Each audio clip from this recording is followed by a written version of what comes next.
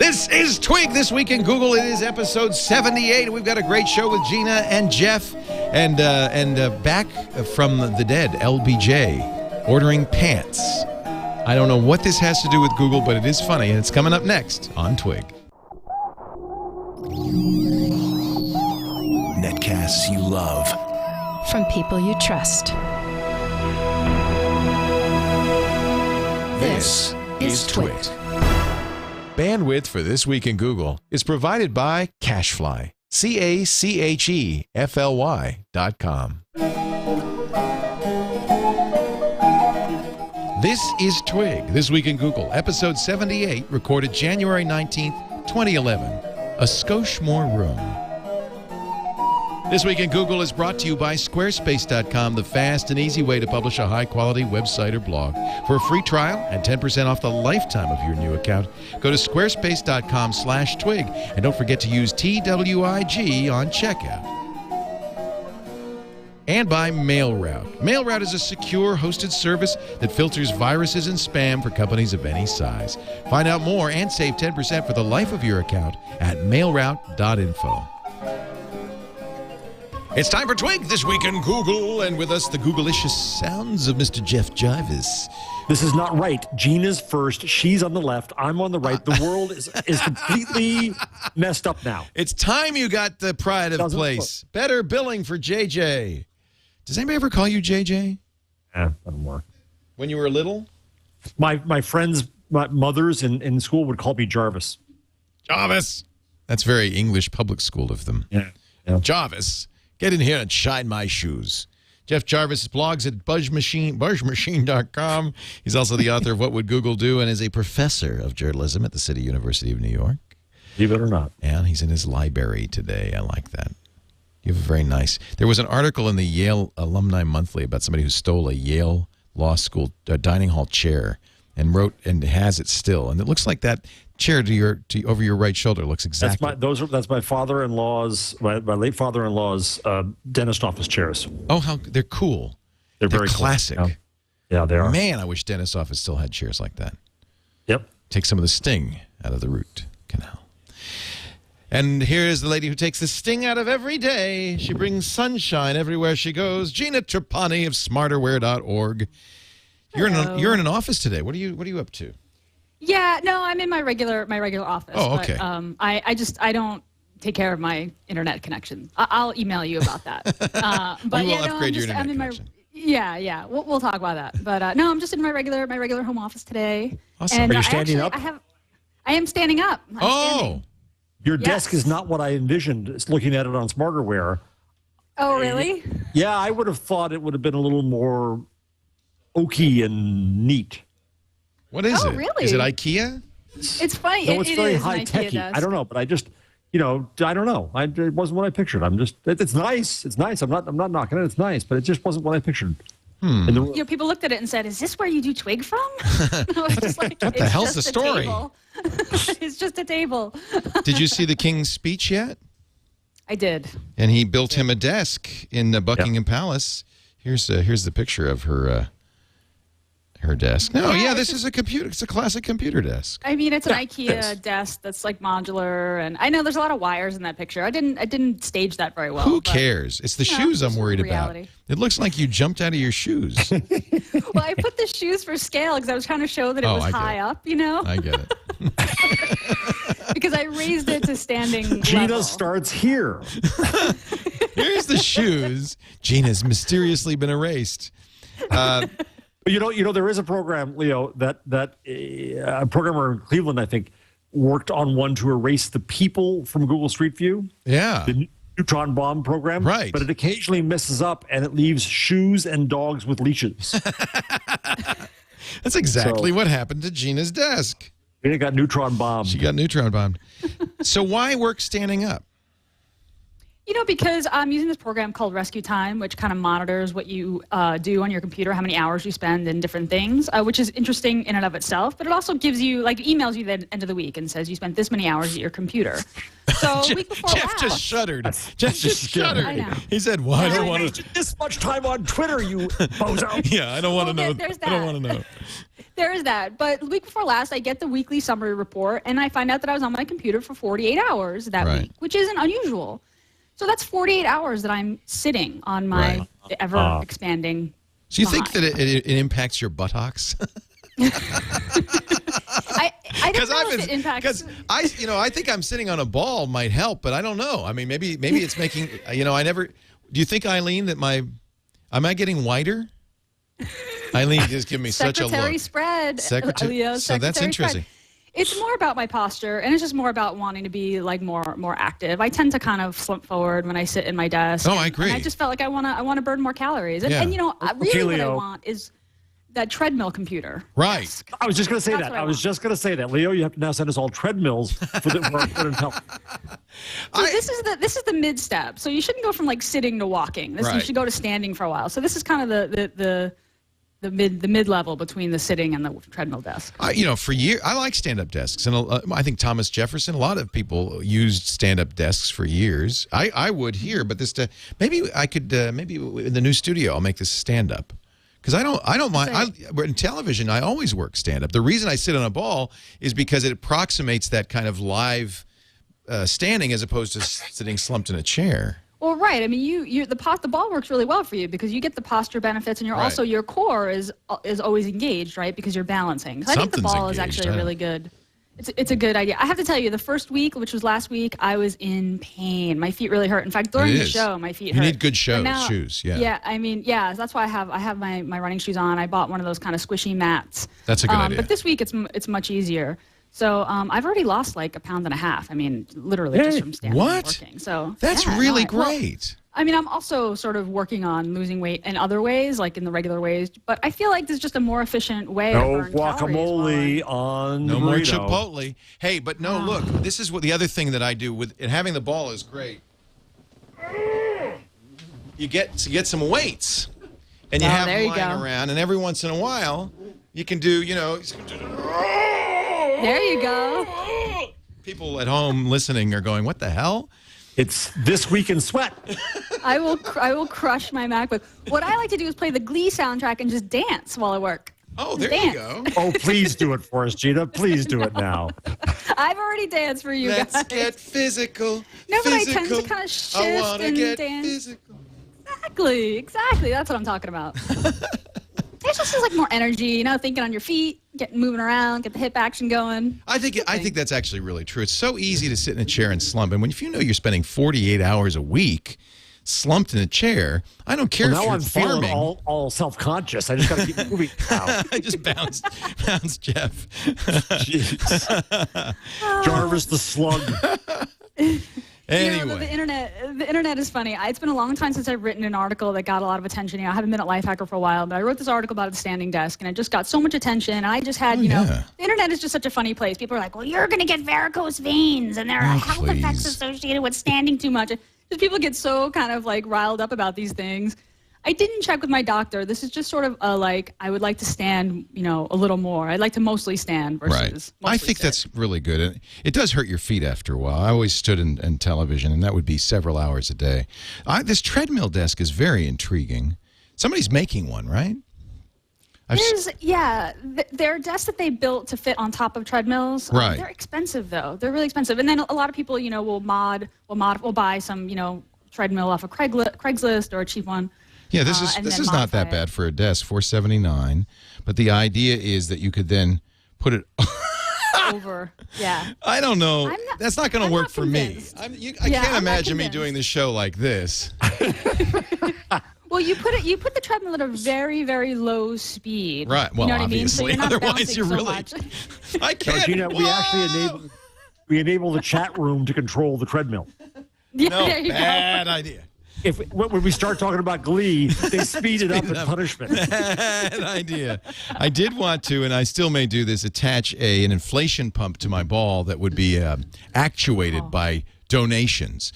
So if people gave money, the ball would inflate. If they took away money, the ball would deflate. And I could just, be going up and down all the time. How often do you have to inflate, Leo?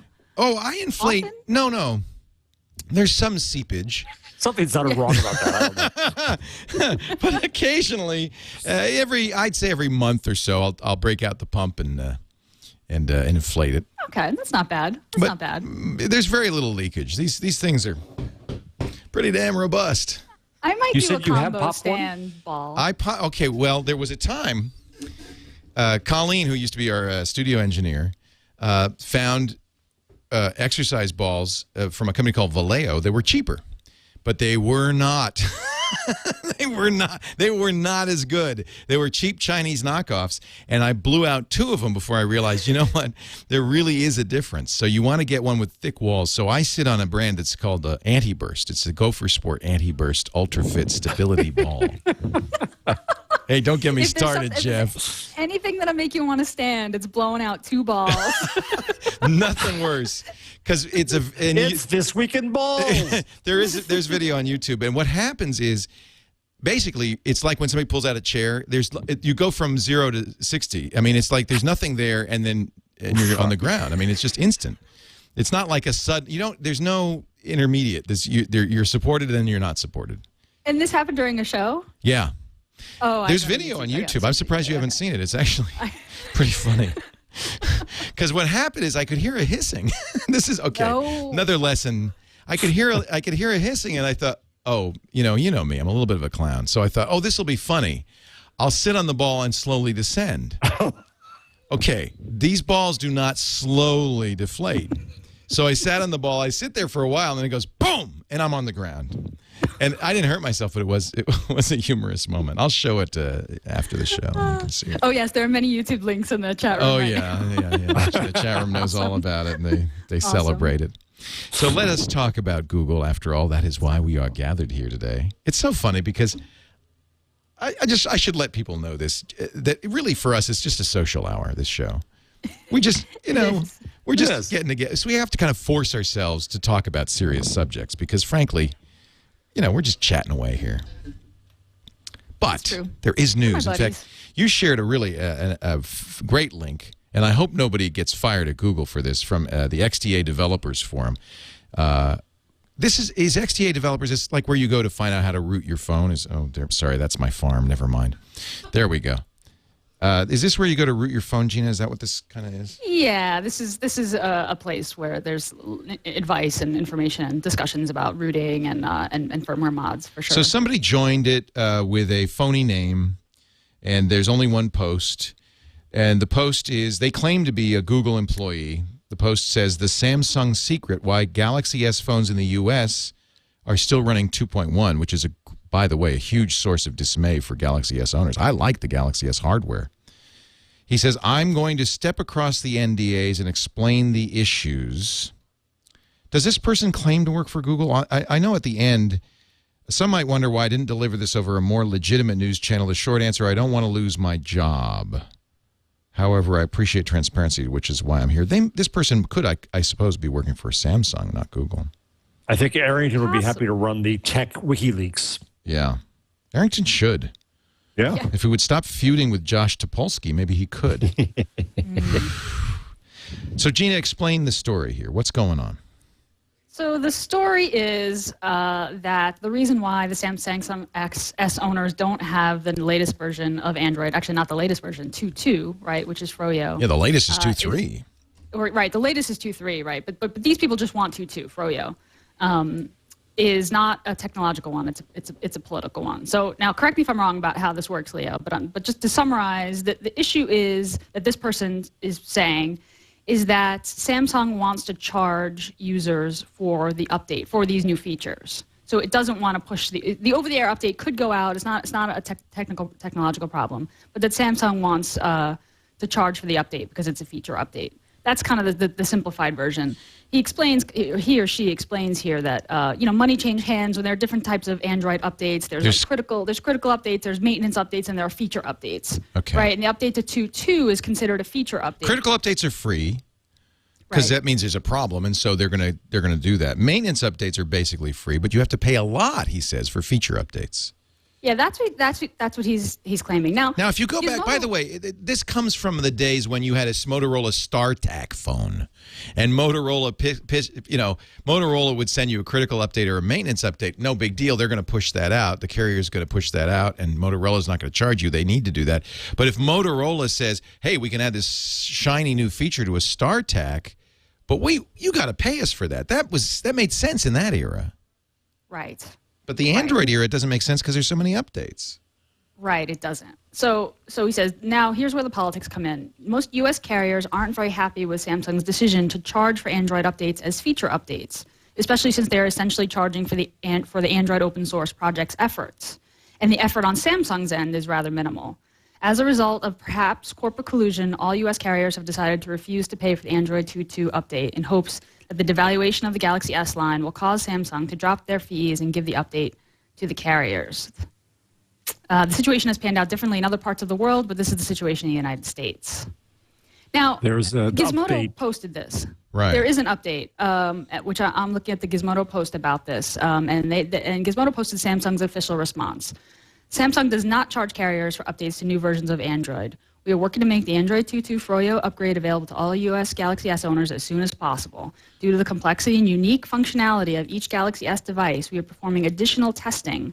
Samsung feels it is important to make Android 2.2 Froyo upgrade available only after we feel we can give the millions of Galaxy owners a simple and reliable upgrade experience. Except they've done it already in Europe on essentially the same hardware, right?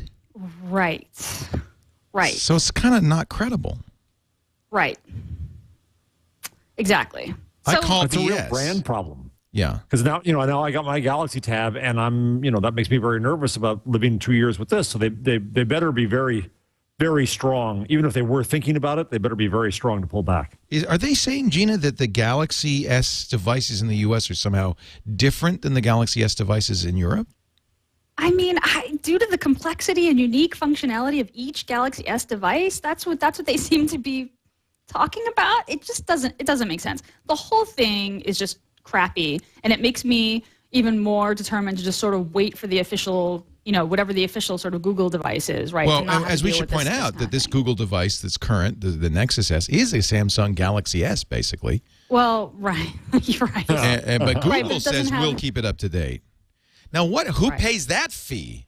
Because this is a T-Mobile phone manufactured by Samsung.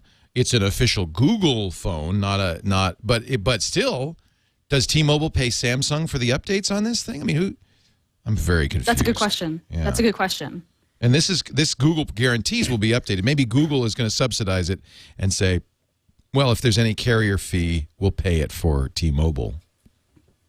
It's unlocked. Right. I'm very confused. It seems like Google would pay that fee, right? Because they want to get out. They want to sell the new phone with the new operating system. Right. Speaking of, my Nexus S still does not have gingerbread. What? What the hell? But that's a Google phone. What's going on? I know. And it was the next few weeks, several weeks ago. What's up, Google? Come on. What is up? So maybe my plan to stick with Google devices isn't a good one. Well, you got to stick with the latest Google device, apparently. This is, by the way, Right. This hurts Android. It does. And It does. it's up to Google to really, if you want to protect Android, you got to solve this. Well, there were stories this week about the lag in updates across the entire product line, and it's really bad. I have the latest version of the iPhone operating system, but I don't have the latest version of the Android, and huge chunks of the customer base are left behind. That's just no good. Well, and Google, I'm gonna channel Google right now. Google's response, I'm making this up, is that, well, you can always root the phone. Well, I mean, because it's open, you can root it. that would be the unofficial Google engineer response. But I think it's kind of parallel to a response given, that's why we make it so easy to root. So that if you want to do Right. something that the carrier and or manufacturer don't support, well, no problem, just do it. Right. Well, can right. I get the update would that love way? to- Yeah. Yeah. You go to XDA developers, you get the ROM. Okay. And in fact, Gina, you could do that to the Nexus S or Nexus One rather. The Nexus now. One. Yeah. I could. I should. And somebody who has a Galaxy phone, I presume, can do that. Yeah, but that still makes it into a geek device. That's 0.1%, 0.0001% of their audience is even capable of knowing what a root is. Well, isn't that, after all, what people are saying about Android versus iPhone? But that's not a business model. No. The business model has to be that this thing is simple. You do it. It is taken care of. It's done. And that's the beautiful thing about Google updates is they do happen. You don't have to do them manually. They do just happen. They should happen. Google. And I don't understand architecturally why it's so hard, why it takes so long to mod a new version for a phone. I don't get it. Well, the story with Gingerbread is they haven't open sourced it yet, right? 2.3 is not yet. You have to wait till the source drops.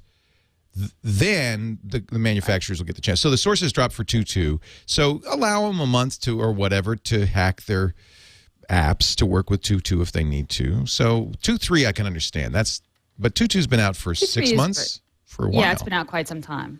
Now here's Google's information on the distribution of Android versions.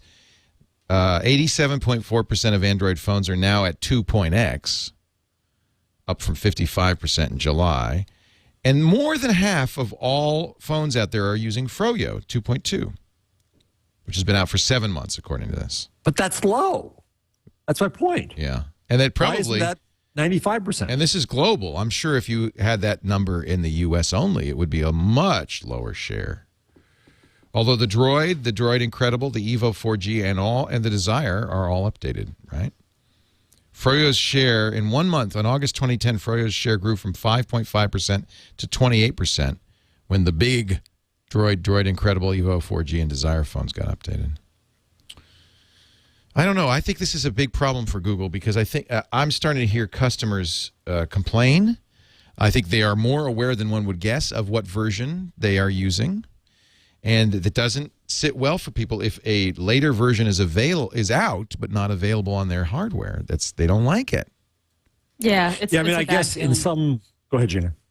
No, I was just gonna say it's frustrating. It's very frustrating. I want gingerbread. Yeah. Gingerbread on my Nexus One. Of course you do.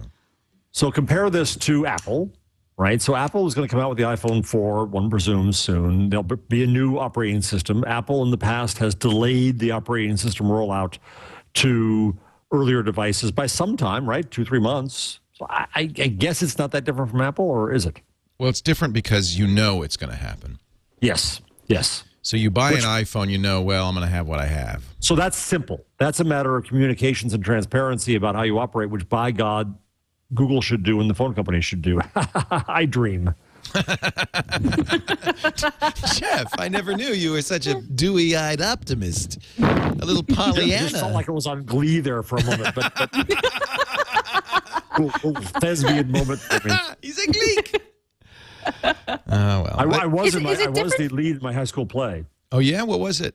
Wait a minute. Woody Don't say. I'm guessing you were Nathan Detroit in Guys and Dolls. Not far up. Woody Allen's Don't Drink the Water. I was Walter Hollander. Oh, perfect. An irascible Jewish caterer from Newark, New Jersey, of which there are none left. Did you do the Woody? Jackie Gleason played the part in the movie. Hamana. Love Jackie Gleason, really? Go figure. Sorry for that interlude there. No, like I said, it's just us getting together. Just us chatting. Just chatting. It's just us girls. If I could put a fence up for us to... It's a coffee clatch. It's a Cracker Barrel. Cracker Barrel. Ooh, I could use Powered a cracker. by Android.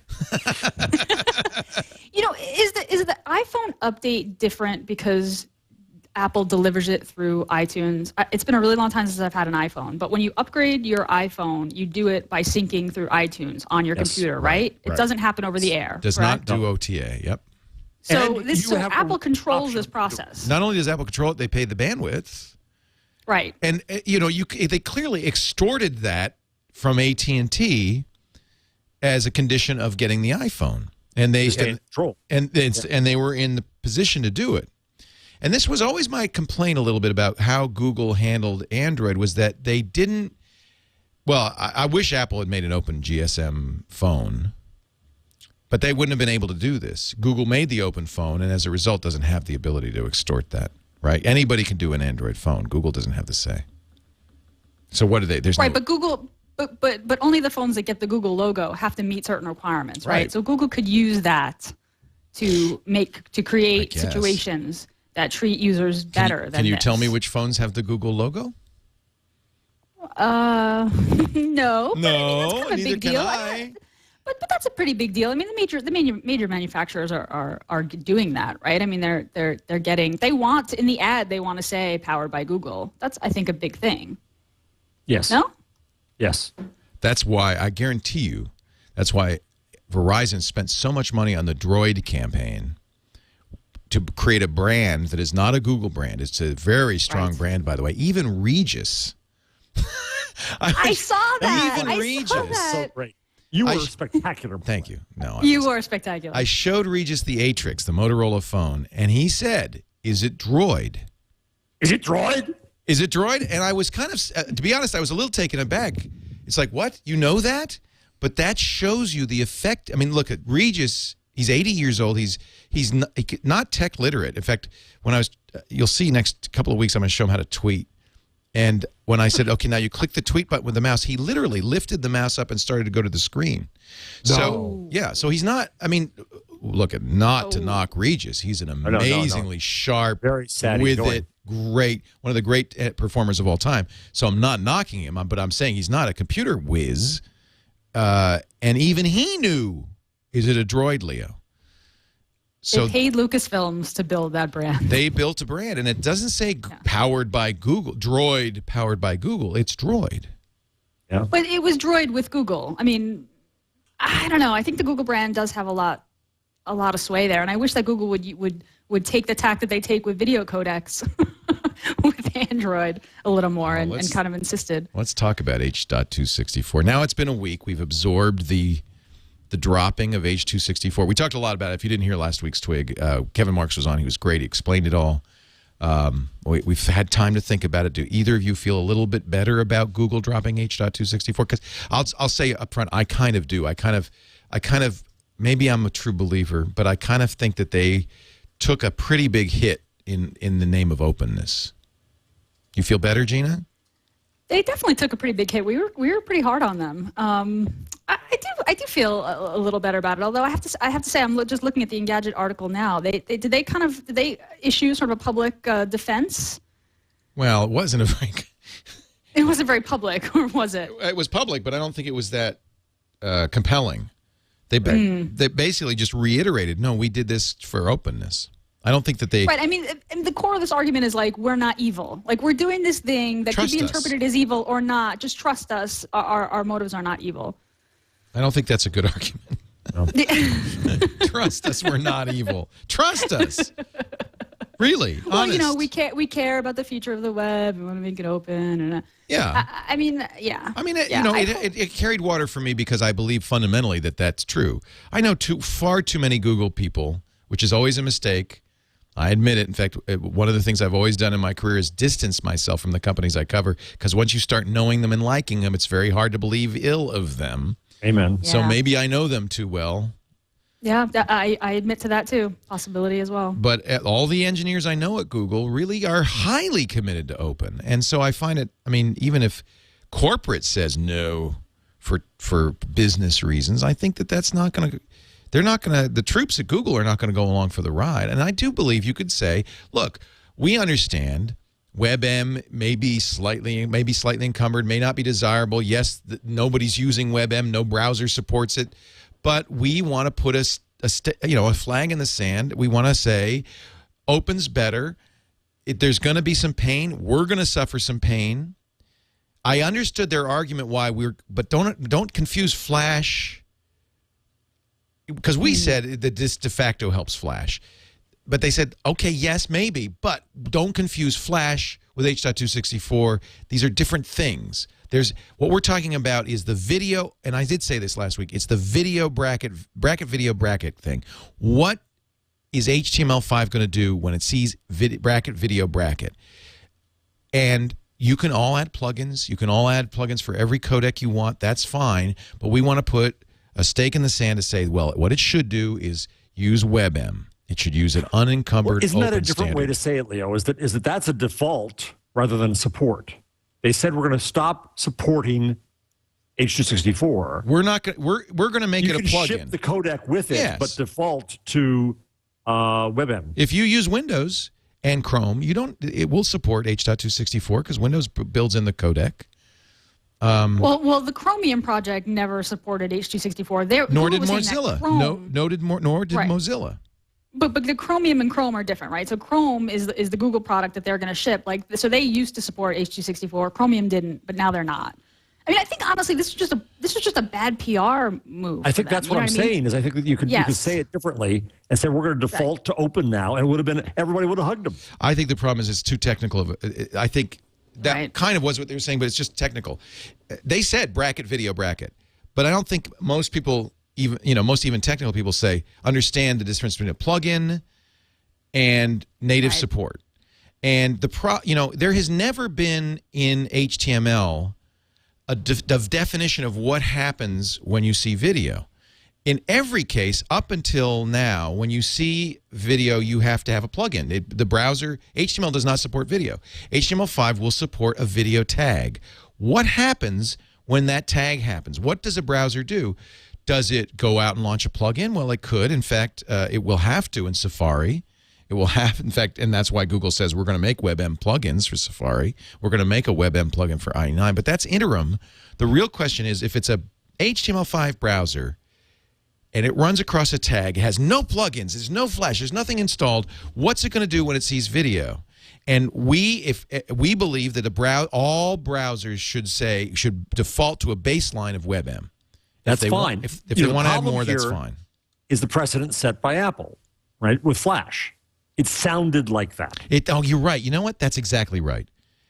You hit the nail on the head. In the context of what Apple did, it sounded like they were doing the same thing. Exactly. That's the PR problem they had. And so that was so easy to say, you can install whatever you want, folks, but we are now going to default to open. Would have been fine. Perfect. You're right. We're going to not support H.264. That sounds like such a Steve Jobs thing. Love you, Steve. Hope you're better. But, They should hire us to do their PR.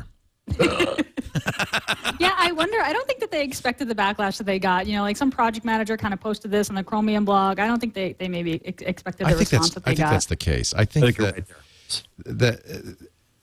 and this is one of the reasons I kind of like Google. They're not that polished, actually. Right. You see it all the time. They'll launch 3 products in the same day because they didn't coordinate. You think they would get Esquire's Worst Dressed Award as a company, do you think? They wear corduroys. They wear saddle shoes. Or I don't know what the modern equivalent of saddle shoes and corduroys is, but saddle shoes. I'm sorry. God, I sound old. I wore those in first grade. I remember my saddle shoes. They wear Think Geek t-shirts and chinos. Yes. And sneakers. But I like that about them. I kind of, okay, I'm going to do it again, name drop. When Regis was tweeting, because he's not a good typist, there were typos. And I said, that's good, Regis, because when you have a typo, when it's not perfect, people know, oh, Regis must have done this, because the paid tweet, that he calls her Tweeterella, the woman who's paid to tweet for them is going to make sure it's perfect, right? If you have a good PR firm, if your PR strategy is great, you don't make stumbles like this. I love it. It's authentic. It's real. It means that Google is just a bunch of engineers. Yeah. Ill-coordinated. Yep. wearing saddle shoes. I just put the link to Dress Like up. Zuckerberg. Well, it's Zuckerberg. Did you see that? No, what? Tell me what. I put up the link on the okay, right there. Click it here. I'm not really sure. I just saw it marked by Mark Zuckerberg, Fashion for Men. Esquire says, Mark Zuckerberg, Russell Brand, and Joaquin Phoenix are the worst dressed. Well, I don't care about Russell Brand, although I love Russell Brand. And I think Joaquin's fantastic. And again, I liked him because of what he did on that Letterman thing, where he was willing to be a complete jerk. No, if he had asked his PR department, hey, should I go on Letterman as this character in this movie that's going to come out in a year and completely confuse everybody and make them think I'm a drug addict? You think that's a good idea? The PR guy would have said, no way. What are you, nuts? I like it that he was more concerned with his acting than he was with his career. Well, this is the thing, and I can't believe I'm going to defend Zuckerberg, but I kind of like that Zuckerberg refuses to. I mean, he lets his ideas speak for himself. I say this as a nerd who hates getting dressed up, and I kind of appreciate the fact that he's just like, going to let my work speak for myself. I'm going to dress the way that I feel comfortable, and this is the way I want to present myself. And you can I kind of like bet that he's no compromise about it. You can bet that the Winklevoss twins will never be caught dead and slip on Adidas sandals. I'm not saying I like the sandals. I'm just saying I like the general attitude, although it could be considered condescending. I mean, I think he had like a meeting with the president and wouldn't put, or no, he interviewed Bush and he didn't put on. No, yeah, that's something I probably would have put on a suit. You wear a tie. You wear a tie. For the rest of it, yeah. Celebrity style Hall of Shame. We've already discussed the Facebook Muppets. They called him a Muppet. Sartorial choices at some length. Hell, we even suggested him as a stylish Halloween costume. But just to reiterate, no matter how much money you have or how many people's secrets you hold in your digital palm, you cannot show up to a black tie event in a T-shirt and jeans and expect to be taken seriously. Maybe not by the guys in the black tie, but I could tell you as a nerd, I love it. I think that's fantastic. There's Joaquin Phoenix, Nick Cannon. I think Nick looks all right. The green tie I could get. Oh, I'm sorry. Ed Westwick's shoes don't even match. Jared Leto. That's a good look. He's in good company. Skip the ad. Thank you. Okay, I think he's in good company. Charlie Sheen, David Spade, and Nicolas Cage. John Mayer. Oh, plaid pants. That's one thing Mark never did, plaid pants. Yeah, thankfully. I'll take Adidas sandals. Leo, if you go to markbymarkzuckerberg.com, it was a store put up. Like you could his buy, fashion brand? Yeah. Oh, boys, don't do that. All right, let's see. This is good. Instructing all the young male geeks. No, you all can the be like young Mark dudes without dressing like him. Carry the news.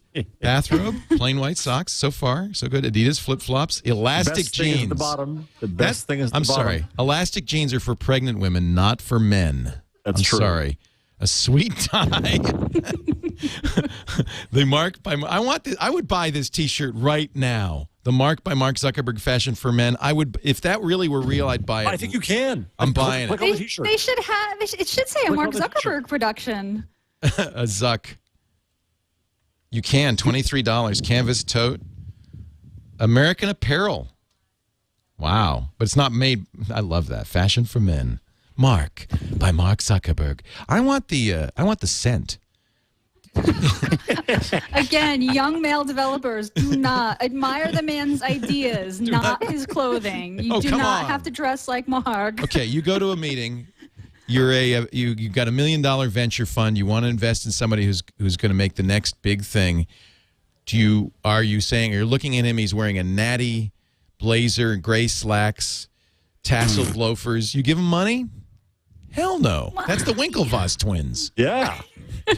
You say, who'd you steal the idea from? You say, okay, who are you going to sue? Because that's the one I want to invest in. The Goldman Sachs? The Goldman Sachs, isn't that great?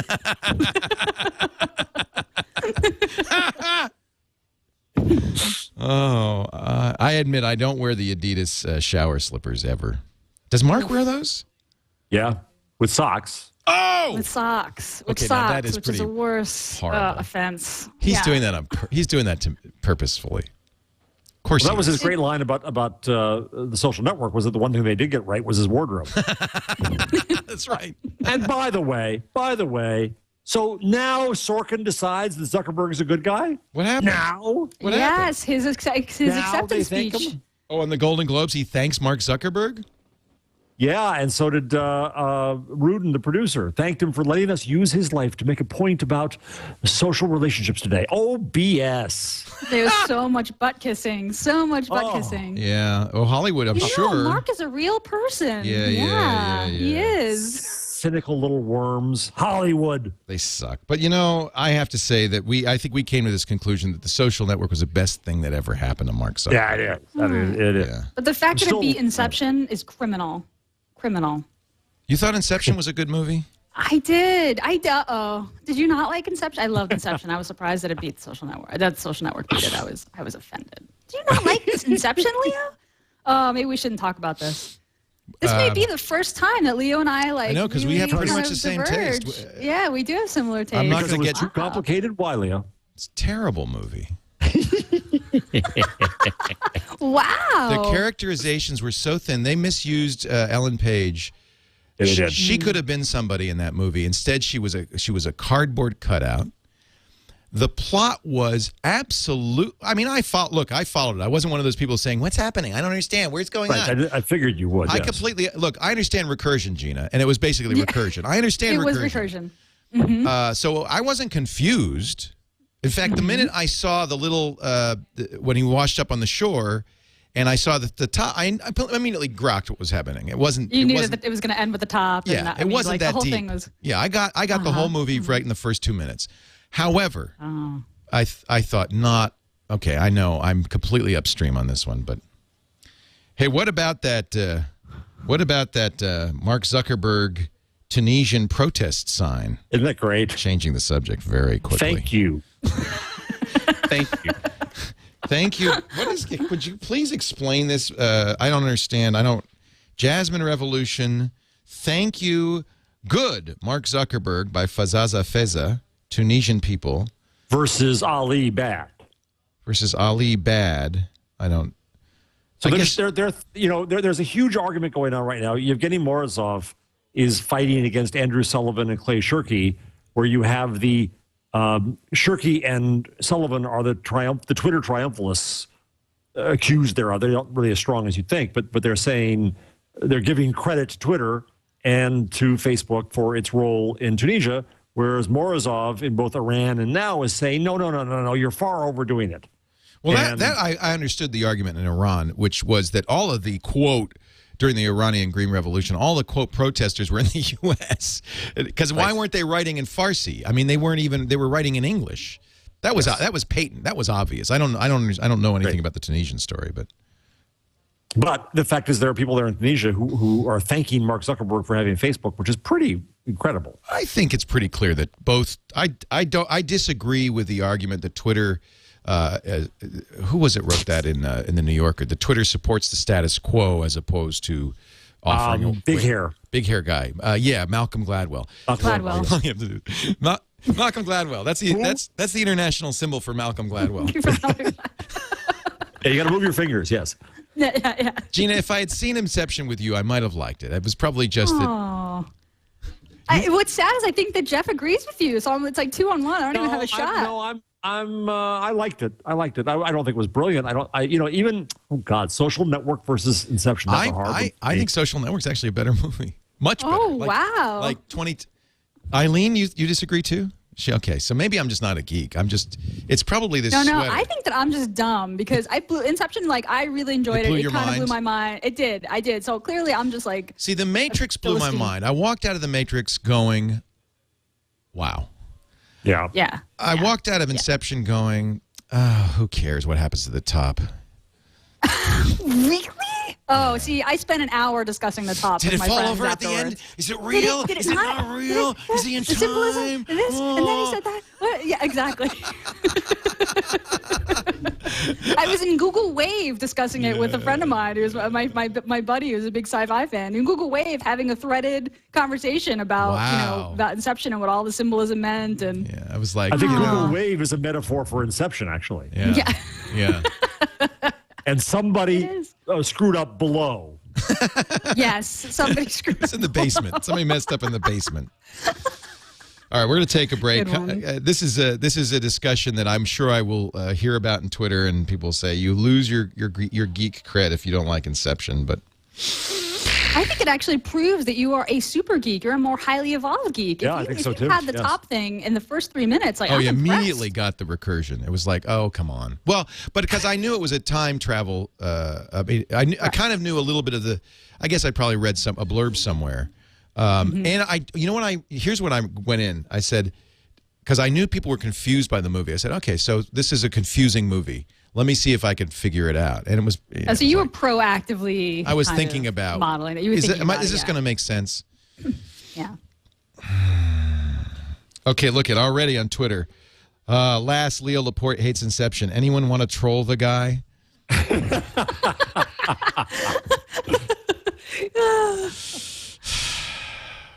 too lazy to do the trolling themselves. They're trying to gather That's the right. troops. That's right. Do it. Outsource the trolling. I'm so bored. I don't really want to Lazy troll him, sourcing. but if anybody would like to, please go Yeah. right.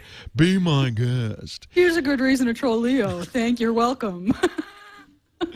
Let me mention Squarespace.com. We're going to come back. Gina Trapani from smarterware.org is here and lifehacker.com. And, of course, Jeff Jarvis from buzzmachine.com. We were talking about Twitter, Google, the cloud, Facebook. If it's on the net, this show, we talk about it. Movies, anything. Chipotle, anything.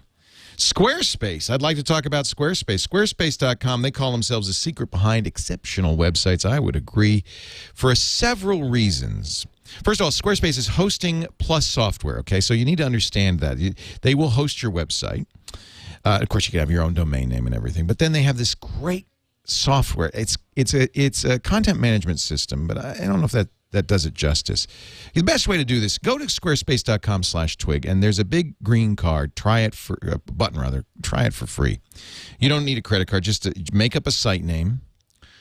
Give it a password, give it an email address. They don't collect those. That's just so that if you forget your password, they can email it back to you.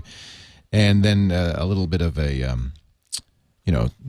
one of those things so that you don't have to be, it can't be a robot. And once you do all that, you can set up a site. I mean, for 2 weeks, no cost, no charge, full site. You'll be starting with these incredible templates that Squarespace uses. There's 60-plus designer styles. Very easy to modify the templates. So you start with a template, but you are in complete control, and that's nice. Even if you don't know anything about web design, you can make it look like your own. I just read an article that said, people, you should trust yourselves. You don't need to run out and get a designer. You should trust your eye. Do it yourself first. I thought that was kind of interesting, and this certainly makes it possible. Using Ajax for drag and drop and so forth. It's got great stats. An iPhone and an iPad app make it so easy not only to post but to monitor your site, your stats, kill spam if it should appear. Photo galleries, forms. It's really powerful. Easy to use, very easy to try. And then if you decide you like it, just take that site you built and say, okay, let's make it active. Let's make it, I mean, it's active already, but let's keep it. $12 a month. And you can take 10% off when you use a promo code TWiT on checkout. Or if you subscribe that's for 1 year. If you subscribe for 2 years, $10.67 a month minus 10%. So it's like $9 a month. Squarespace.com/twig, the secret behind exceptional websites. We use it for our TWiT blog. And I'll have to tell you, after wrestling with some of these other content management systems, I'm tempted to just use it for everything. It's really great. Squarespace.com/twig. Try it yourself. Google has grabbed a Connect researcher from Microsoft. I thought that was kind of interesting. Do you think it was for the brains, or do you think they actually want to do something with Connect? Well, they have a game portal coming up, but I think he's more of a researcher, brains kind of guy. Johnny Chung Lee. There he is in a Krispy Kreme hat. Oh, you love that, don't you? That's actually at Google. You can go to one of the cafeterias and get a Krispy Kreme hat. And then they have those Krispy Kreme donut burgers. You ever try one of those? Oh. That'll kill you. Oh. Geez. Yeah, that'll get you. Better than Chipotle. This is exciting. It's really bad news for Microsoft. Fighting words, mister. Oh, come on. Have you ever tried? Okay, you slice a Krispy Kreme in half. You fry it. Oof. I can't take the whole sweet beef thing. Ugh. Oh, no, it's good. It's sweet and savory together. It's perfect. Oh. That's why peanut butter and jelly is so good. Oh, there's something a lot less wrong with peanut butter and jelly than a donut. Oh. He apparently, Johnny was a Wii hacker, developed head tracking on the Wiimote, among other adaptations. So you're right, it's about brains. I want to see Connect-like gesture recognition and Android someday. That would be really And your cool. TV. And your TV. I think that solves the TV problem. Google TV. I want Google that TV. there. Now, I've used Connect on the Xbox 360, and I have to say it's a little frustrating. For instance, when you want to exit out, you have to hold your hand up, and then but because it doesn't want to have the problem is accidental gestures, so it has to do something so that it can distinguish between an intentional and accidental. And the way it does it is You hold your hand up and then you pause, and then it knows, oh, I see the hand, and then a little clock goes, zzz, and it's only a second or two, and then it goes, okay, I get it. You really are holding your hand up, not just going like this. Right. But it loses you sometimes. Yeah, it's not. It's like yet another progress bar. You know, you Right. don't want to look at another progress bar. Yeah. So there is that issue, maybe Johnny can do it, between intentional and unintentional gestures, distinguishing between the two. I love on Dance Central when you go like this and you swipe. So, Yes. so you move your hand up and down to select an item, and then you swipe, and it's just very natural. Feels good. And very satisfying, yeah. Yeah. Maybe just because it It's like- worked, right? Yeah, exactly. Ooh, I'm satisfied. It actually worked. So what you want in life is the pad with no pad. Right? So- You want all the same gestures to be able to work in life. Oh, I see what you're saying. Multi-touch in life. So now people will walk down the street, not just talking to themselves on a headset. Oh, God. They'll talk to a computer, and they'll start swiping suddenly in the Yeah. air. I was at Regis. I was going to demoed the Nintendo 3DS, and they had an augmented reality demonstration they wanted to do. And I said, look, I only have 5 minutes. You want me to explain augmented reality and in 30 seconds? This would take the whole segment. So You know what? I was impressed with Leo in the whole thing, but just from the first second, you didn't let them waste a second gabbing. You knew you had to get the stuff in, and you took charge and just said, "Here's the first one." Right. You have to do that. Yeah, Yeah, you did. You kept it on track. You really did. Well, it's not just me. You don't see this, but off camera, Michael Gelman, the producer, has a whiteboard that says "next" on it. He holds it up, and if you don't move on, he starts tapping it like this. I can imagine that would be stressful. Basically, everybody. Eileen doesn't do that at the TWiT cottage? No, Eileen's she not doing doesn't. that? No? Eileen, you can control him. Try it. One of the reasons.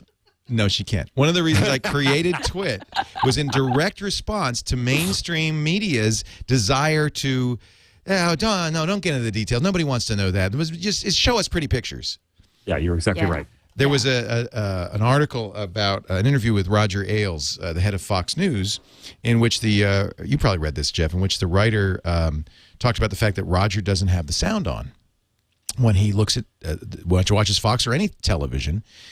Because he says, if you can't grab me with the sound off in 8 seconds, then, or actually he said 3 seconds, then you don't have any talent. On TV, it's very visual, right? And people were stunned by this. And I said, if you knew anything about TV, you know no television executive ever has the sound on. Yeah. Everything's about hair and visuals.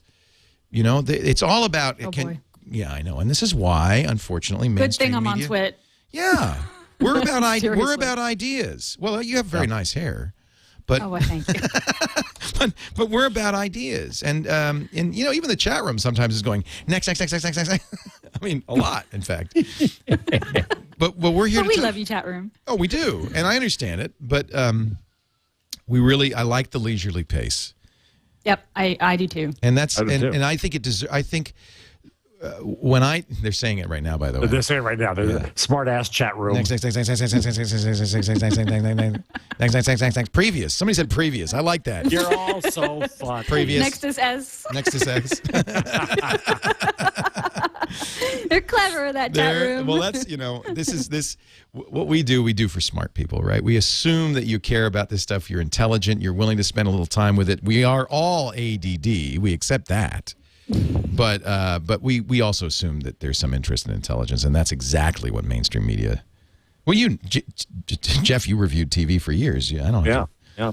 No, it was watching the Golden Globes. I tweeted that I'm so glad I don't cover showbiz anymore. It's brain dead. It is. I didn't see it, but I understand Ricky Gervais was like very dismissive. Well, there's much controversy about that, and the Brits are saying, "Welcome to British humor, folks." He's not all kiss assy and sucky, and that's why we love him. I agree, but the stars did not. The funny thing about it is it's become, like everything else these days, political. I saw a story today that says that the right-wing bloggers and TV folks love that Gervais stuck it to liberal Hollywood. Oh, it's liberal Hollywood, eh? Right. But Jon Stewart also said that he loved it. So I thought he was very funny, but he was mean. Oh, yeah, he was mean. Yeah, he was mean. I loved him, though. I thought it was hilarious. He didn't diss Glee, did he? Well, I mean, I'm sure that he did. No, he didn't. But Yeah, see, he I would have knows. even forgiven him that. I like that. I'm a New Yorker. I like that kind of humor. I work for Denton, so Yeah. the British humor, I get it. Hey. I get it. It's not just British. Hey, what are you talking about here? All right, Google.com. Let me see. Are they doing the Google Doodle? Yeah, they are, because it's Cezanne. It's Cezanne's birthday. This is a good Google Doodle. I love how going to Google.com is like visiting the museum. Like, let's see what's on. Yeah, 'cause nobody ever visits it because no one normally. actually goes there, right? Can you see the word yeah. Google in there? Yeah. Yep, I see it. Google.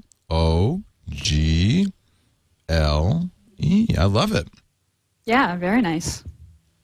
In the style of Paul Cezanne, and it's his 172nd birthday. They're doing a contest. It's the Google Doodle 4 student competition. And you could win thousands of dollars. Let's ask the Christian Science Monitor what's going on. It's weird that Google links to the Christian Science Monitor. That is the first result. Today, Google announced its 4th annual Doodle 4 Google competition. They're asking art students across the country to draw, sketch, Photoshop, or finger paint their own logo. $15,000 scholarship for the winning entries and a $25,000 technology grant for their school. Wow.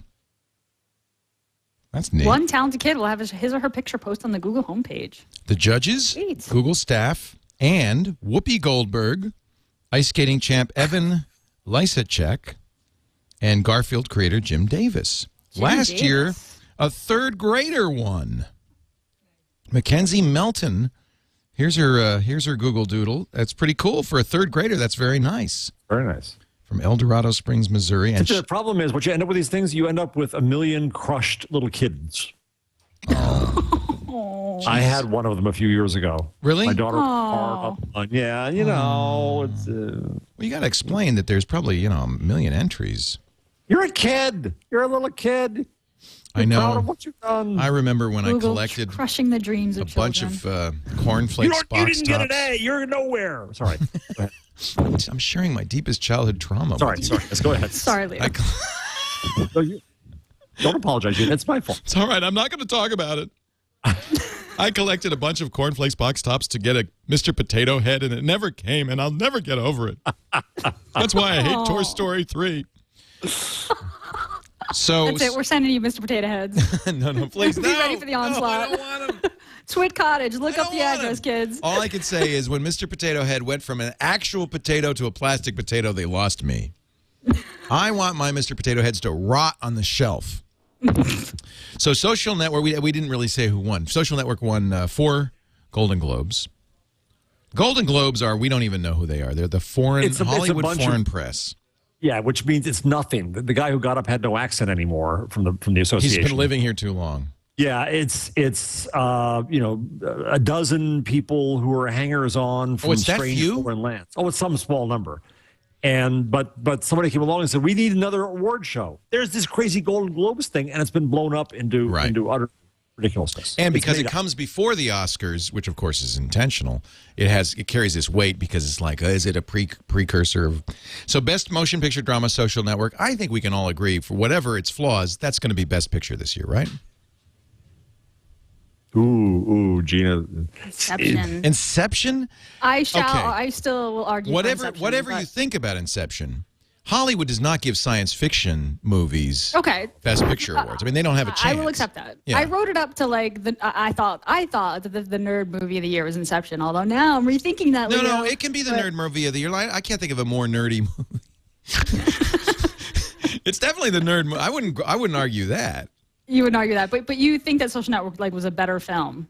Oh yeah. Overall. And I didn't. And remember, both Jeff and I were kind of nasty about it. Oh, I still think I know. morally I have a problem with it. It was morally reprehensible. Yet in a vacuum, it was a well-made film with a great script.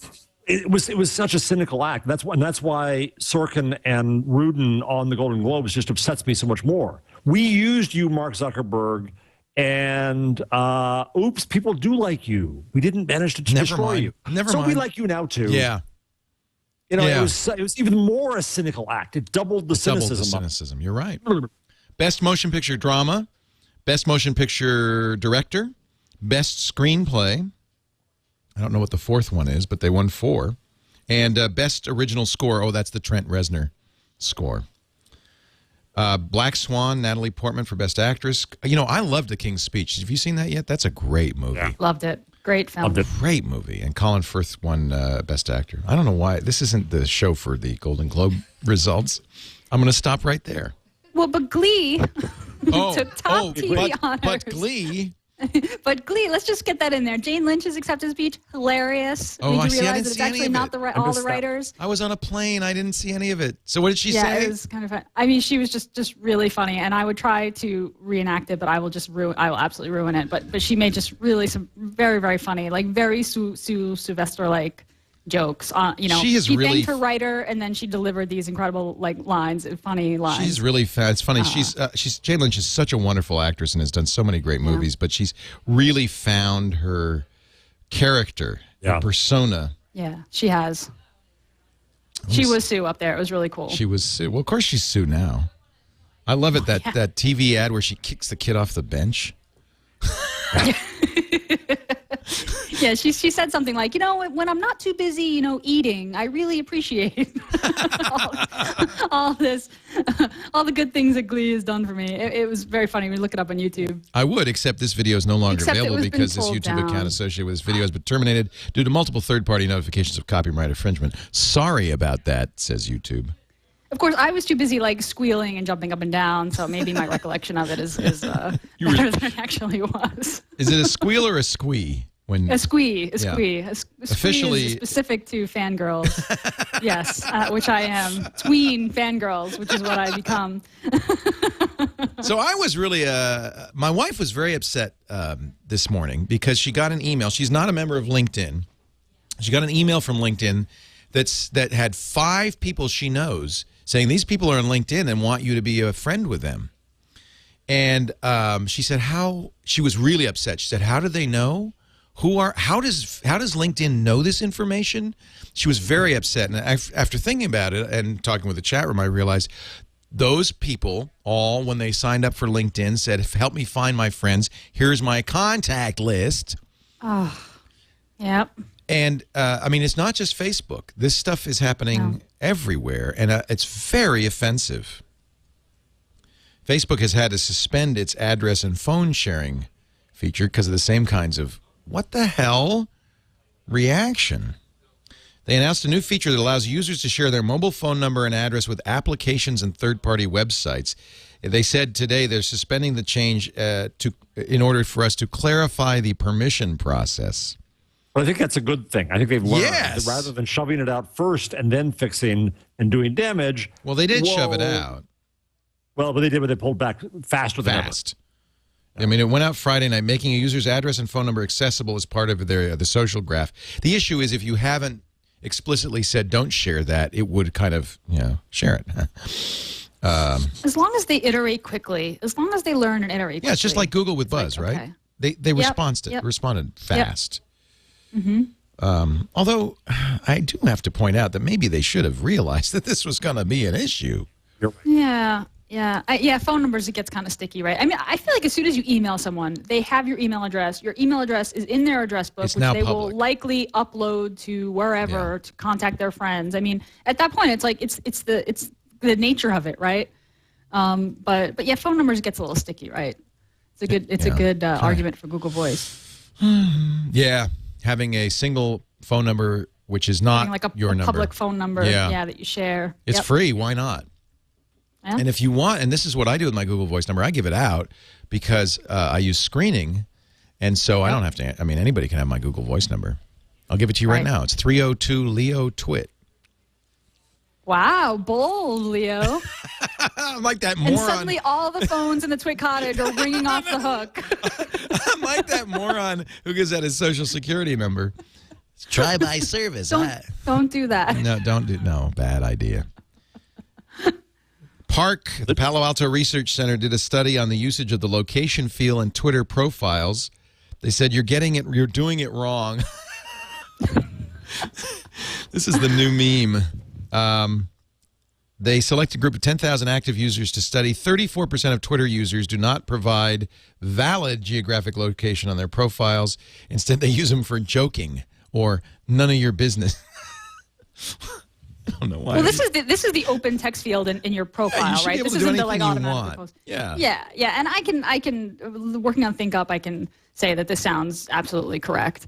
And it stinks, but it's an open text field. People can describe where they are however they want, and that's a good thing. I That's think not a bad thing. That is a good thing. That's why it's an open text field.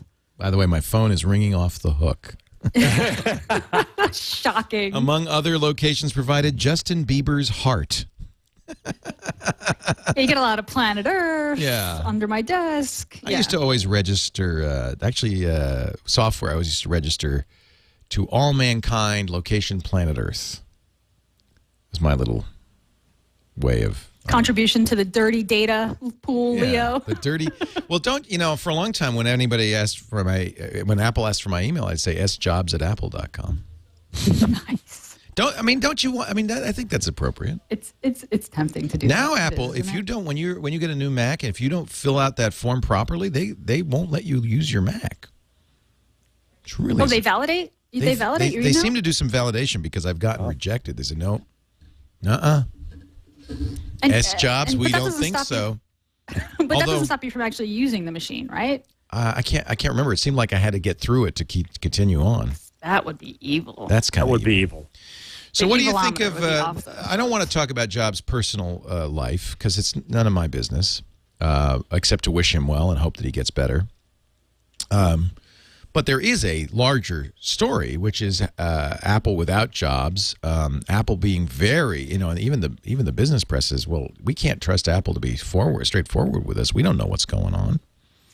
There's all kinds of things going on. I talked to Michael Arrington earlier today. There was the Apple director who died and who was a source for various journalists. And now there's a debate going on in journalistic and online circles as to whether or not his death is appropriate to give up the promise of confidentiality that he had. So that's one issue that's going around. Oh, that's really interesting. Isn't it? It's, if you go to TechCrunch, it's fairly high up. And I'm suddenly forgetting the name of the director. And then Farhad Manjoo had a piece today, which I did. I like him normally, but I didn't like this one where he was basically speculating that Jobs will never go back because he's done everything he needs to do. Well, that's right in the damned obit, and I find that offensive. Going through the guy, as I said in the next bed, had the first half of what Jobs had, and that was amazing enough. And then he had a liver transplant. Of course, things are going to go wrong, but he's fought back before, and I'm betting he's going to come back. Of course, Michael cut through the debate by revealing the guy. I mean, yeah. Well, he's well revealed all over. And the irony is, the New York Times person who said I wouldn't do it, obviously then did it because she was confirming. Matthew Ingram, who's a great gig home writer, and I were kind of leaning the other way that the death changes the contract. What do you guys think? I think if somebody's a confidential source, they stay a confidential source, regardless of whether they happen to be breathing. For eternity? Yeah. No, for 100 years. Life plus 30. I don't know. Is it like public domain? Like at what point? What is it? To the point where years? nobody cares anymore. To the point where like Mark Twain's autobiography. What was it? 100 years? Yeah, but that was just the greatest marketing stunt of all time. Because if you read it, it's like. Who cares? It's like, I could prop up my monitor with this thing. It's like, I almost bought the book. Really great monitor riser. I read a review in the New York Times book review, which it was Garrison Keillor wrote a really funny review in which he just says, this is just a marketing stunt 100 years later because there's nothing in here you want to read. It's horrible. Well, so as Arrington points out, Mark Felt, Deep Throat, his deal was Not Till I Die, though he did end up coming out a little bit earlier, and the reporters went along with it. What Ingram says is that contracts void. A lot of contracts were voided on death. Try something different. This is about Steve Jobs' personal life, and that's what makes it so difficult. Imagine instead that you're a reporter at the New York Times. You have to have two sources by name. You've got this huge story on AT&T, but you can't get a second source. And you have one source by name. The second source is off the record. Second source dies. Do you do it? Do you go with it now? That's interesting. It may be a bad. No, it's fascinating. I mean, it's a journalistic issue, but it's fascinating. Speaking of the King's speech, most of the details in that script came from Lionel Logue's diary, which was found later. And the screenwriter, or actually, I guess it was a book, or before it was revealed, before the information was revealed, they asked the Queen Mother if it was okay to reveal it, which I thought was appropriate. And she said, okay, but only after my death because it's far too painful and I don't want to live through it again. So that movie couldn't be made until the Queen Mother died, which I think is fascinating. Ever. And she lived a long time, yeah. But they respected that, and I think that's appropriate. But you're right. After somebody dies, I mean, what are they going to do, fire him? Yeah. Can they prosecute the estate? I don't think so. But it does kind of, it redounds to his reputation after death. Well, right. I mean, it kind of makes him seem like a jerk. Could potentially make him seem like a jerk. Yeah. Do you really want to do that to someone who? Well, it's too late died now. I thought that 100 years ago, whatever. Michaeline Maynard, writing in the New York Times, as Mike points out, it kind of hypocritically says, Jerry York told others of us details about Steve Jobs' illness. To me, a promise is a promise. I'll never reveal his name. What? What? And that's a tweet. I'd just like everyone to know that I'd never divulge that Jerry York, one of my sources, is a source. Basically, that's what she's saying. Anyway, it's very odd. So what do you think about? I mean, I want to resist trying to speculate on Apple after Jobs. I kind of feel like if somebody told me something, yes, we're not going to talk about it. If somebody told, to answer this question, then we'll talk about the Jobs thing. If somebody told me in confidence something, I would basically say, okay, I'm not going to. That's confidential. There's no point in revealing it now that Jerry York said those things. What's the point? Well, the point is that it was a director, a good source. Jobs and the company are not revealing anything about the health. You know, it was known, and the company knew things they weren't telling the public. And is that right or wrong? Which is, again, another debate. This is a very tricky debate because I completely understand that Steve does not want his health brooded about in public because it's nobody's business, except he's the CEO of a publicly held company. Karen Swisher wrote a piece this week, or she had an argument in video with one of her people, and they debated this at D. And what was her position? She was defending Jobs, and I forget who it was who was working for her. Well, okay, but it does something. One of the reasons I am not a it's one of many reasons I'm not a publicly held company is because as soon as you're a publicly held company, there are all sorts of requirements of information that you have to reveal because you're selling pieces of your business to the public. The public now has a right to know some business information that's germane. You no longer have the right to withhold information about the health of your CEO, for instance, if that's germane to the value of the company. I think nobody would argue that Steve Jobs' health is very much germane to the value of Apple. Yes. So I think that I'm sorry, Steve, you're right. You deserve privacy, but if you should have thought about that when you went public. Because if it was a private company, nobody's business but Steve's.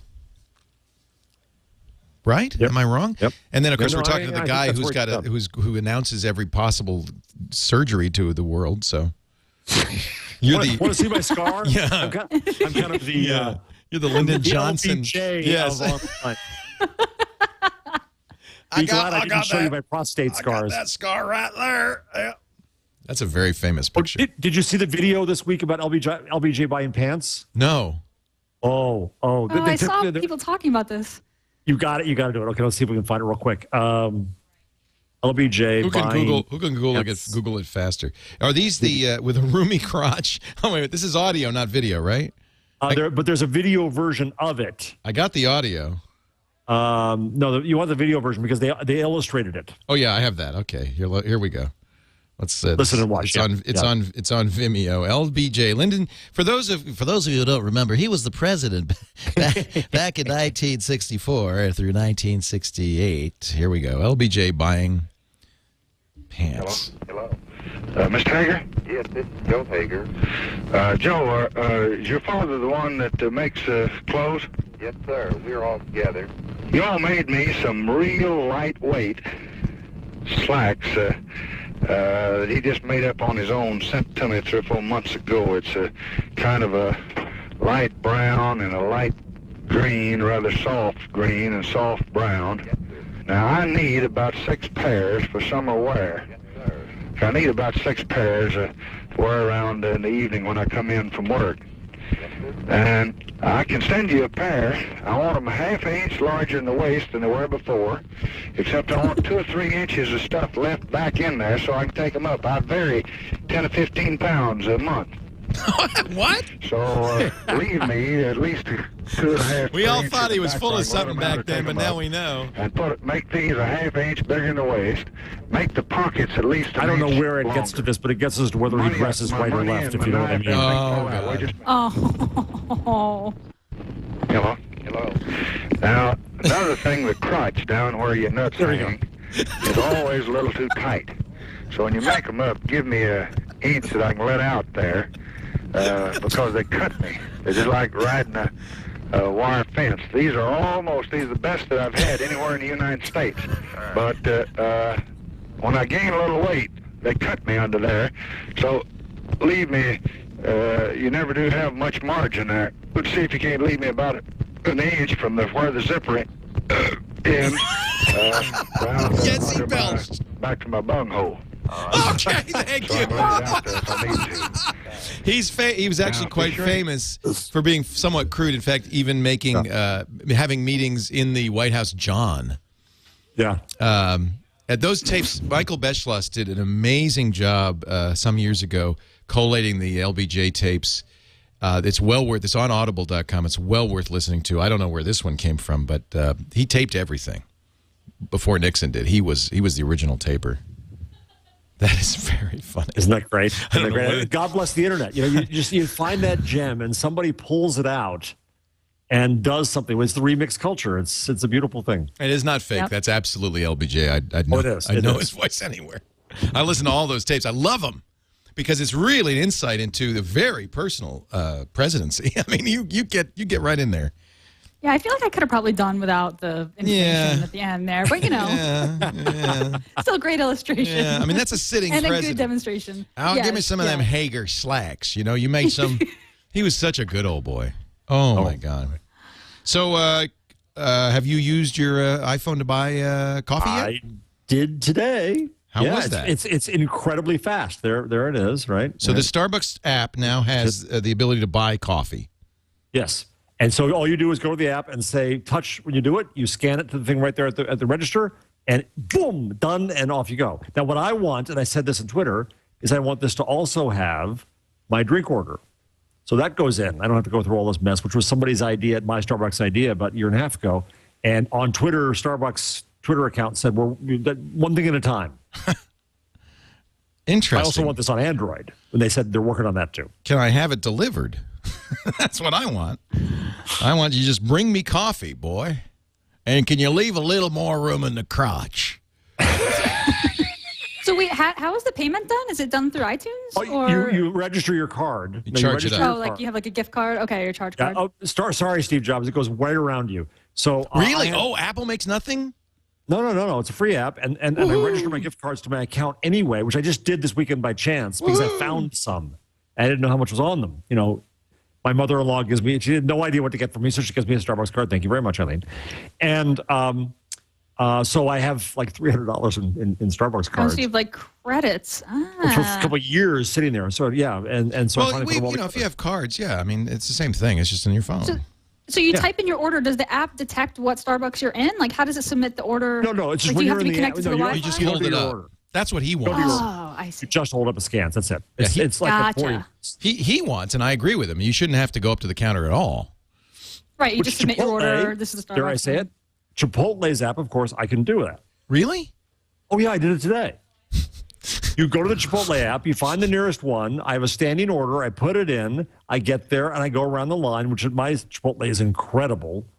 It goes outside even in the rain, and bingo, Jeff has his bag of burrito. And I have to say, when I Jarvis Chipotle hacks. Awesome. Is this on Android? Android Chipotle. well, here's is the it other on hack. Android? Is it? Here's the I'm other hack. looking. I like Baja Fresh because they have the salsa bar there, and you can get the jalapeno slices. And so I complained on Twitter about not having jalapeno slices, and Chipotle tweets the official. What did you call? What did Regis call them? Twitterella. Yeah. Twitterella for Chipotle said, yes, you can, in fact, ask for, and it's diced fresh jalapenos from the back. And by God, I tried it, and they brought them up. This show is so informational. It is. So useful. I need efficient ways to get my food. I would like to have food without actually speaking to or really in any way having contact with a human. Is that possible? Yeah, seriously, this should have been my tip. Yeah. I was going to say it should have been my bathrooms. Do you go into bathrooms now and don't know what to do if you actually have to touch something? Right? I mean, I wave. I stand up from the toilet. It does it. It's I wave. a little weird, isn't it? It is a little weird. If it worked, I like it. I the guess I like germaphobe it. in the house loves it. But I feel like an idiot because I'm always at the sink going like this, and it's always in the airport I encounter these, and they never work. Yes. So you're going like this and like this. Yeah, and then you have to touch the handle of the door to open it on your way out, which negates the whole thing. The one least clean thing in the bathroom, and there's no paper towels to which you can. So just bring rubber gloves from now on. Let us we are going to get in a moment to our tip, tool, and number of the week with Jeff Jarvis and Gina Trapani. We are way late again. I don't know why this happens. If we took out all of the non-useful stuff, this show would be 3 minutes. Yeah, be very quick. Minus the Chipotle Glee social network stuff, it's over. The Inception review alone. Just real quickly, want to mention if only you could do that with your email. Just eliminate the stuff you don't want and only get the stuff you like. Well, that's what MailRoute does. Think of it as MailRoute as the Chipotle Glee social network Inception remover for your junk mail. MailRoute.info is a place to go to find out more. 10% off for the life of your account if you run your own server, which I do. If you can change the MX record, if you're, this is a great solution. And it's worked for me for years. Since 2004, I've been using it. I am now sharing my email secret with you. Mailroute.info. 10% off for the life of your account. Let's start with Gina Trapani. Oops, that's my hand. Let's start with Gina Trapani and her tip of the week. So my tip this week is a shameless plug. And I hope you'll all forgive me for this, but that Android app that I started working on back in May is now ready for people to try it out. It's called To Do Text Touch. It's not in the Android market yet because I've got a couple. Actually, it's not in the Android market yet because Jeff Jarvis always complains about the search button not working correctly, and until I have that working, I'm not going to submit it. But in the meantime, you can download the APK, a beta of the APK. It's at my website. It's top of the website, smartaware.org. It is a personal task manager. It's a to-do text manager, which you store your to-do text file in Dropbox, so it authenticates in Dropbox. I love that, Gina. That's really nice. Yeah. So go to smartaware.org and you'll see, not a bunch of screenshots. Not to to-do.text, but to smart. Not to-do-text.com yet. Once I get it out there, I'll have it there. But you can see at smartaware.org at the top there, and there's a link to download the APK and just give it a test run and see how it works. So you actually have a UI for Android that's not just a text editor. Well, that's kind of cool. But then it saves it to the text file. Each line represents one line, the to-do.text file, right? So when you update that line, if you long tap one of those items, you make it update, it writes it back to to-do text on your phone and then syncs to Dropbox in the background automatically, right? So your to-do text will be synced on whatever device. So if you're on an iPad, for instance, you could use plain text, which does access Dropbox text files. It's a .txt file, right? Yeah, so it's you'd just have a full .txt access file. to it. So you could use it on your device. iPad, you could use it on your iPhone, on your Android phone, and of course any computer, as long as you just open it with a text editor. Exactly. And the reason why I wrote this app is because, editing text on your phone is, a continuous text file is just kind of a pain. So what this app does is just separate each line into an individual task and gives you kind of one-tap ways to prioritize, to mark things as complete, to add tags to it and dates. So it's just easier to deal with versus Could I opening use up this the for text kind of editor. any kind of lists, Gina? If I want to do a guest list for an event or something like that, it's the same basic concept, right? It's the same basic concept. So the idea is eventually we will have it will support lots of different. You can create any text file and then edit it line by line in this touch interface on your phone, which is really what I wanted. But then it syncs back to Dropbox, so then you can edit it on any platform and any text editor that you want. So I live in To-Do Text, and this is a companion app to my command line interface to To-Do Text. What do you use, like Quicksilver or something to command line it, or you just? I actually wrote a bash script to todo.sh, which it's just to do, add, to do, prioritize, that kind of So thing. you'll It's have the just a search terminal command. open, and then you'll just use commands in the terminal. And so I use Geek Tool, I kind of pin it to my desktop. Geek I use Tool's great, commands. yeah, I will yeah. often open it up in a regular text editor. I mean, I access the text file itself in lots of different ways, but the whole point is that it's just a text file. I can do that, and with Dropbox, you get that syncing, so it goes everywhere. So that's what I love about it. I mean, I literally have 3,000 line done.txt file since 2007 of like all the things that I've done, which you can really easily grep and search. So this app is just sort of a companion for folks using the to do text and stored in Dropbox. And it's in beta, and there are some bugs, but I hope you give it a try if you have an Android phone. And The chat room points out, Gina, that Giga Ohm just wrote it up. Oh, perfect. really, Thank you. right Yeah. on, Thank you. Ohm. awesome. Thank you, Ohm. Cool, very Well cool. done. And so that's my kind of personal plug. My quick tip for the week is for programmers. I was complaining a couple weeks ago about how the Chrome OS doesn't, it's not easy to edit code in Chrome OS. Well, Google Code, which is code.google.com, which hosts coding projects, added a text editor, so you can edit your code with a little syntax highlighting, and you can preview the diff. So it's kind of like the beginnings of this cloud IDE happening. I mean, of course, you can't compile, you can't run tests, that kind of thing. But it does seem like sort of like the beginning. So if you're hosting code at Google Code, and I gotta say I prefer GitHub, but this is good too. I prefer GitHub myself, but Google Code is coming along anyway. There's something to check out. So if you're hosting some code on Google Code, you can edit there now. So if you have a CR48, that might be an option. Yeah, they have to have something like this if you're going to use a CR48 for anything. Yeah, But you can't recompile it, so it's like, well, I got the code in. Well, yeah, you need some sort of environment, right? So you have to deploy it somewhere and then compile it somehow, So this is just a way to start to edit, do some First editing steps. only. Yeah, Yep, baby very steps. cool. Our number of the week from Mr. Jeff Jarvis. Number of the week is 1.78 million. That's how many people are likely to die this year on Facebook. Not because of Mark's bad dressing. No, but that's like birds falling from the sky. I guess, Facebook people will start dropping over. If you have 600 million users, some percentage of them are going to pass. Which raises the really interesting issue that Dave Weiner has been talking about a lot lately, is your memorialization. After his father passed away, his father had an online blog. How do you keep your virtual life there? How do you keep your legacy? And I was talking yesterday with this amazing woman named Elizabeth Eisenstein, who's a professor at American University, who wrote the definitive Gutenberg book, 700 pages, just amazing, that I read for my research.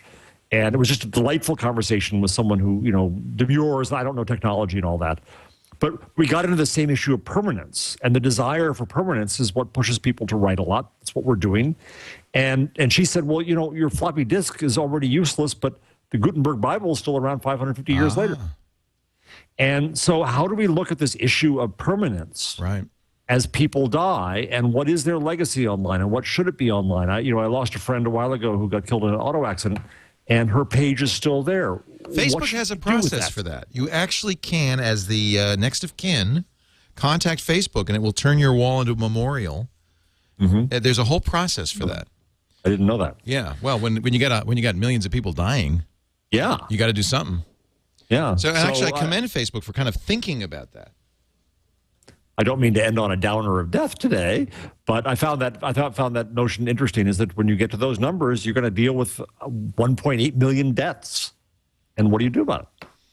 I can't remember what let me see, add an obituary to Facebook, your obituary on Facebook. I'm trying to find the link that you would follow if somebody passes away on Facebook. But this is what users do with walls of people who have died anyway, right? Anyway. Yes, they do anyway. But Facebook has kind of formalized the process. But what Dave talks about is that, so I have to leave somehow a means to keep Buzz Machine going, or not. But ego I have going past the grave, I want it to still be there. I want to take down all the comments and spam, but because I can't fight back from the grave, but I want it to somehow live on. And how does that happen? And so Dave's been thinking about that a lot. And he's also been asking the same thing, not just for people, but for code and things. How do you find permanent institutions in a world where things come and go and start and die quickly? Will universities be that place to preserve that, or will they go away too? So Facebook has a form, report a deceased person's profile, And by the way, they're pretty seriously strict about under penalty of perjury, and so forth. But what will happen is the account then becomes memorialized. Privacy is set so that only confirmed friends can see the profile or locate it. The wall remains so that friends and family can leave posts in remembrance. But you need to provide some information. And so there is actually a page on Facebook to report a deceased person. I think that's actually completely appropriate. I wonder what Twitter does for something like that. Now, our friend... well, Twitter, you lose all your stuff anyway, Leo. 3,500 tweets an hour. If you don't use Gina Trapani, all your tweets go up in the air anyway. Gina is our link to eternity. Yes. Wow. As long as I'm around, anyway. Well, we got. I think Gina. we all got to think about this, and I think this is, my friend Brian Brushwood, who of course is one of our hosts on NSFW, has created a page. He was thinking about this. He talked about it on TWiT this week. It's called Afterlife.me. Every year on his birthday, which was the 17th, he has to ping this page. If he does not, an AI goes into effect that basically takes over, saying Brian has died. Wow. Because he didn't ping me. Whoa. Brian is dead. And this is what's going to happen. And it does all this stuff. Is that wild? He hasn't That is wild. mixed in dementia into this formula.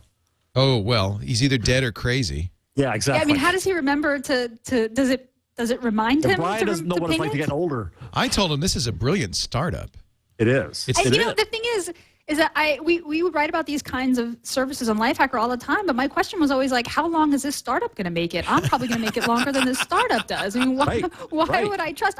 Even Google, I mean, I would trust like the Library of Congress, but I wouldn't trust a startup, and I don't even know if I would trust. When you set up the startup, you have to do all these things to make sure that no matter what, even if the founders go away, whatever, there's an annuity to keep the thing running. You need an annuity like a graveyard, right? yes. And the software continues. I mean, graveyards do this. If you buy a perpetual flame or whatever, perpetual care at a graveyard. By the way, I'm about to do that. Jennifer and I have decided on a plot. Jesus. It is Death Week at TWiT. I was going to say, welcome said to Twig, folks. She said, there's still some nice space in the graveyard in Petaluma. We really ought to get that hillside plot now so that the kids will know where we are. Oh. It's a little morbid, but I don't think it's inappropriate. And I think I think you're doing them a huge favor, Leo. Huge favor to do that for them. Well, they don't want to do it. Well, yeah, exactly. That's called pre-planning in the mortuary business.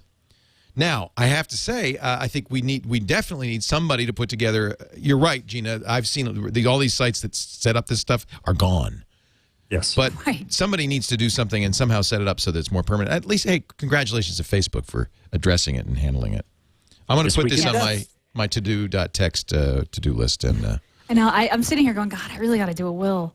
Oh, yeah. Oh, you do. You do. My brother-in-law died intestate, and boy, is that a mess. Yeah, the probate It's a mess. is the worst It's thing a in the mess. world. It's just awful to go through. My wife was the executor, and it was just terrible to go through. And a lot of ugly surprises await. You're intestate now that you've had your surgery, right? I'm just joking. Never mind. He'll get it in a few minutes. That was the previous surgery. All right, my tool, and then we're going to get out of here.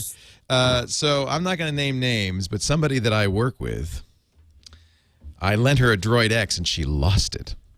Ooh. And I said, well, you have Where's My Droid on it, right? She said, what's that? And I said, oh, my God, I haven't told you about Where's My Droid. Where's My Droid is an Android application. It's absolutely free. Now, there's a Find My iPhone, which everybody knows about. This is the analog for that. And it has it's free. It has some great features. Ring when lost, ring for 30 seconds, ring for 5 minutes. There's all sorts of useful stuff in here. There's an attention word. You can text to the phone that will erase the contents, that will respond, turn on the GPS and respond with the location of the phone. This is a really lovely, so if I send a text with GPS My Droid to my lost phone, it will turn on the GPS and then I can follow it. I can figure out where it is. Look, if you've got an Android phone, you really ought to have this on there. It's called Where's My Droid, and it is a free application you can download. And I really think it's, and I wish that this person who shall remain nameless had put that on there because we'd have it back by now. I think. Have you been calling it? Yeah. Oh, yeah. That's no. No.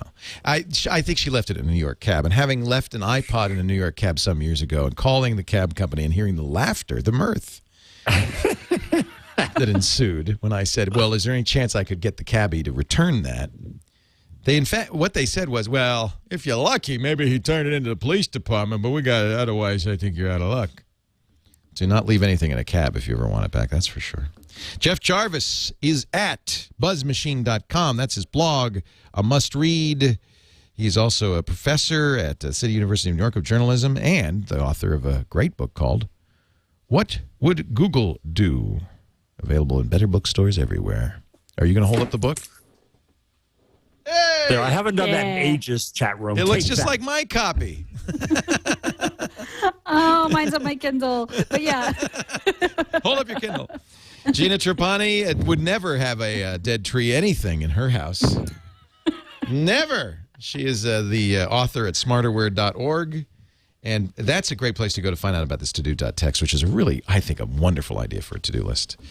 It's the nerdy to-do list solution. It's the right to-do list solution. Mm-hmm. It's just the right thing. Why get fancy when you can do it in text? And we do this show every Wednesday at 1 p.m. Pacific, 4 p.m. Eastern Time at live.twit.tv. So tune in for the live show or get the edited show after the fact with all mentions of Glee and Chipotle removed, excised. No, we leave it all. Leo, when Gina and I were conspiring in Austin, South by is coming up. The show from. Is there Chipotle in Austin? So the Texans will kill us for going to the fake burrito place, but it's the right thing for us. We're in freaking Austin, and we're going to go to one. All right. I know. It's sad, but there are several. All right. And there's a lot of support. Then we're going to go to the acoustics might not be great. You got the truck, right? You got the TWiT truck? So, yeah, this isn't official, but what we're planning to do is we have a truck with cameras in it, a makeup room, the whole thing, and then it has a lip that sticks out, and we'll sit on the lip. Not while the truck's going. I don't think that's quite safe, but the truck will go spots and park, and we will sit in front. So, here's all Chipotle has to do. Provide us with a high-speed internet connection via Ethernet. Just a wire out of the store is fine with me. And free burritos or whatever it is they make.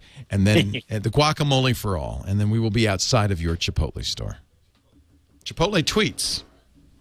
That's the guy. Talking to you, man. We're out. And I'm definitely going to South by, so. Oh, yay. Yay. Yes. South by party. Yeah. Party at Leo's truck. Oh, boy. That's I soon. can see already. That's coming up. I will be here. I will be here next week. Oh, you will be next week. Right? Yes. I'm going to have to ask Eileen. But I will not be here the week after.